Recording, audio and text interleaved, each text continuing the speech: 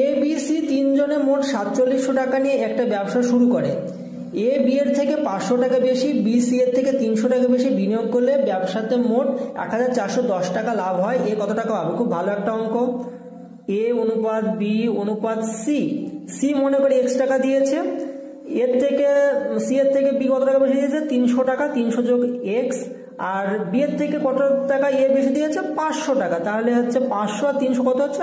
800 যোগ এক্স, এই মানটা কত দিয়ে আছে? 4700 টাকা।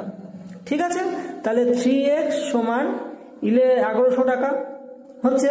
তো এখানে মোট 4700। এইবার ক্যালকুলেশন করলে কত বাড়ে?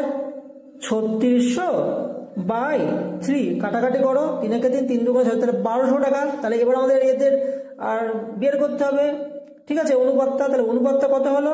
তাহলে সি দিয়েছে, তাহলে এ বি সি, তাহলে সি